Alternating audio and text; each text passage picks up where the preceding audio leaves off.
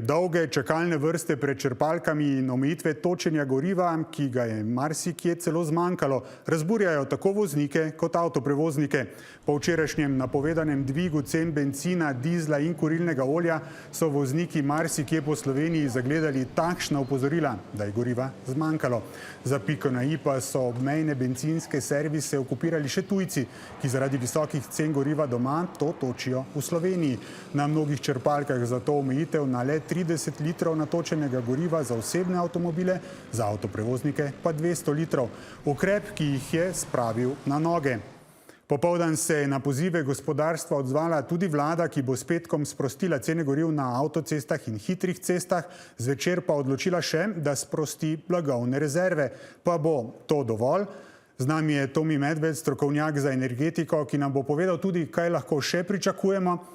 Še prej pa si poglejmo odzive ogorčenih voznikov. Luka Černe. Po napovedi, da se bodo naslednji teden goriva podražila, lahko v zadnjih dneh na črpalkah opazujemo pravi kolaps sistema. Danes moraš toliko čakati, ampak tudi zmanjka. Ker sem iz sosedne vasi, sem mogel predvsem, je kolona avto do nekdanje meje. Vidite, kaj je. To je katastrofa. Številni vozniki so na bencinskih servisih pričakala takšna obvestila, ponekod so točenje goriva omejili na 30 litrov na avtomobil, po zvišanju cen goriv pa se je močno povečal tudi naval na obmejne črpalke, saj so pri nas cenejše kot v tujini, kar povzroča dolge kolone in jezo domačinov. Mene to močno moti. Sem domačin, zdaj jaz bi šel tankat gorivo in ga ne morem. Kaj bom hodil v Italijo, kam hodil? Guardi, io in Italia saranno 10 anni che non faccio benzina. Io lo faccio sempre qua. Perché poi prendo anche altre robe. Omejitve pri točenju goriva na 200 litrov pa so na noge spravile avtoprevoznike. To je nesprejemljivo in lahko pomeni resne motnje v oskrbi države, pravijo. Ako je 200 litara, ja imam 1000 litara rezervare, moram stati 3 ili 4 puta da bi natočio puni rezervari. Gubljenje vremena. A ne znam zašto je uvedeno to. Samo požrešnost, pa nič drugo. Vam to... Zana pa z druge strani nas pa zelo obremenuje in otežkuje delo. Prvo so mogli štirati, ko so tujcem dali nafto, ne pa da naj za nas.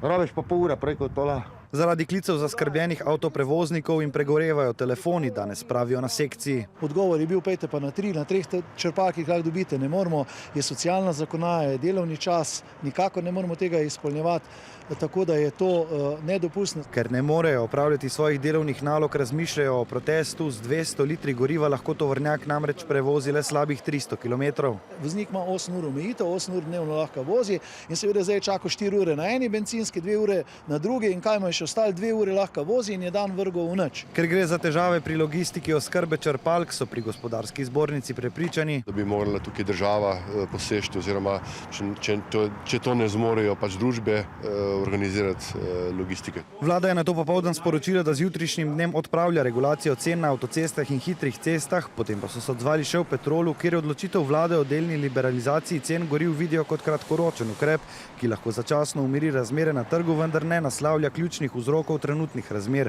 Pri največjem naftnem trgovcu v državi so sicer danes uvedli začasne omejitve točenja dizla in kurilnega olja v posode do 200 litrov, medtem ko točenja goriva v rezervoarje vozil niso omejili.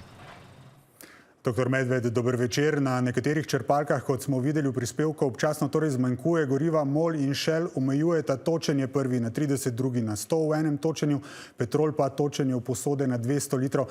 Kakšno je torej trenutno stanje? Vlada zdaj sprošča tudi blagovne rezerve. Ja, dober večer. Vlada se je sicer sprejela odločitev o sprostitvi 30 milijonov litrov goriva iz državnih rezerv, ampak moram povedati, da je ta količina predstavlja le približno 4 do 5 odstotkov vseh razpoložljivih rezerv in menim, da je namen tega ukrepa predvsem zagotavljanje večje likvidnosti, dobave na bencinskih servisih in stabilizacija razmer na trgu, ne pa odziv na kakršnokoli resnejšo motnjo ali pomanjkanje goriva, na neko tako grožnjo.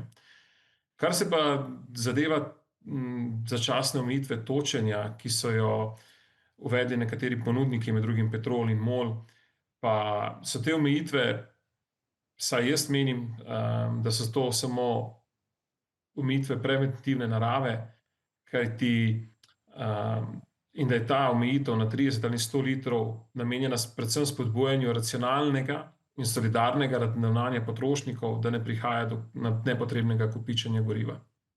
Pa obstaja po vašem mnenju resna nevarnost, da v Sloveniji zmanjka goriva, blagovnih rezerv je sicer za 3 mesece, ampak kaj, če bo kriza trajala dlje? Definitivno v naslednjih 3 mesecih ne pričakujem pomanjkanja goriva, prav tako pa ne pričakujem pomanjkanja goriva niti v obdobju najverjetneje 6 mesecev. Seveda pa v primeru dolgotrajnejših geopolitičnih zaostritev oziroma daljših motenj zaradi konflikta v Iranu oziroma na Bližnjem vzhodu obstaja možnost, da bi se razmere v jesenskih mesecih zaostrile do te mere, da bi bilo potrebno razmišljati tudi mogoče o omejevanju porabe. No, ker se nafta na svetovnih trgih draži, se goriva seveda posledično dražijo tudi pri nas. Vlada bo to skušala ublažiti z nižanjem dajatev, kot so dejali, na minimum. S petkom sprošča cene goriv na avtocestah. Kaj pa lahko pričakujemo v prihodnje? Tedaj tega manevrskega prostora vlada ne bo več imela. Se nam torej v prihodnje obetajo drastične podražitve? Ja, definitivno, kar se zadeva cene goriv, lahko pričakujemo določeno podražitev. Če že samo pogledamo razmere v sosednjih državah, tam so trenutne cene opazno višje kot pri nas, tudi do pol evra po litru, in zato je v prihodnje realno pričakovati postopno približevanje cen ravnem v Avstriji in Italiji. Kaj pa cene plina, posledično tudi elektrike? Evropska skladišča plina so okoli 30% napolnjena. Kaj torej lahko v prihodnje pričakujemo potrošniki? Ja, cena plina je trenutno približno 2-krat višja, kot je bila še konec februarja, kar pomeni izrazit cenovni skok, ki je seveda posledica vojne v Iranu in zaprtja Hormuške ožine. Zanimivo je to, da kljub temu, da katarski plin predstavlja le okoli 10% evropskega uvoza LNG-ja, ima njegov vpliv na ceno bistveno višji. Tu je pa razlog v tem, da je Katar v bistvu igra namreč pomembno vlogo na azijskih trgih in ker je LNG v bistvu na svetovnem levelu, azijski pritisk ustvarja dodatek, v bistvu pritisk na ceno tudi v Evropi.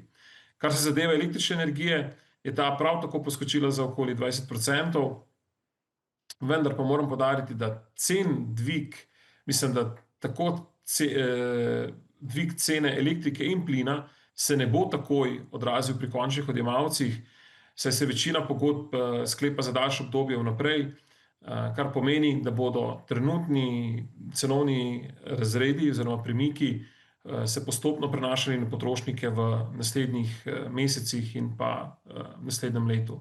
Se pa pri plinu lahko razmere bistveno spremenijo pred naslednjo kurilno sezono, ko bodo potrebni novi zakupi.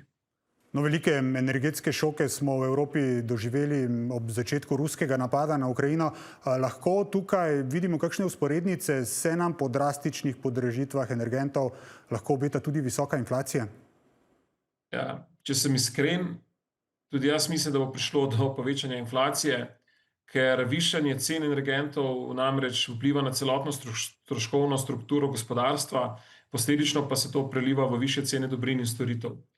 Upam samo, da se ustavi samo pri inflaciji in da ne bo vodilo do večjih gospodarskih kriz, kot je bilo na primer leta 2008, ko je ravno malo pred krizo cena nafte dosegla svoj vrhunec.